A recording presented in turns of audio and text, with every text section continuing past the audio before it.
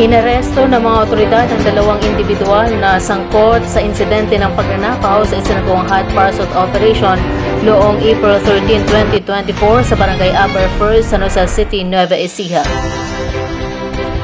Sa pahayag ni Police Colonel Richard V. Caballero, Provincial Director NEPO, isinagawa ang koordinasyon sa San Jose City Police Station, Science City of Muñoz Police Station at Rizal Municipal Police Station bilang tugon sa insidente ng pagnanakaw na nangyari sa Science City of Muñoz noong April 11, 2024 at sa bayan ng Rizal noong April 13, 2024. Bilang tugon dito, naging matagumpay sa pag-aresto ang mga tauhan mula sa mga nabanggit na istasyon sa ilalim ng pangasiwa ni Police Lieutenant Colonel Ariel V. Enriquez, Chief of Police, San Jose City, kasama ang iba pang unit kabilang ang Provincial Intelligence Unit NEPO, Bungabon Municipal Police Station at 2nd Provincial Mobile Force Company NEPO.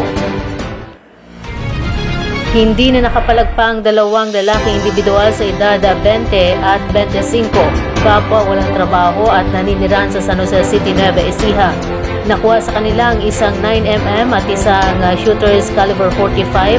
Ang dalawang armas ay may mga magazine at bala.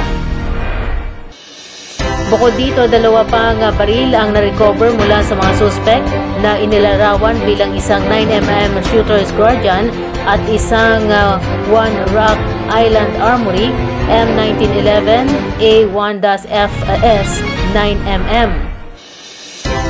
Nakuha daw ng dalawa ang mga baril mula sa dalawang security guard sa magkahiwalay na building establishments na matatagpuan sa Barangay Bantog, Science City of Muñoz at Barangay Poblacion Sur, Rizal, Nueva Ecija.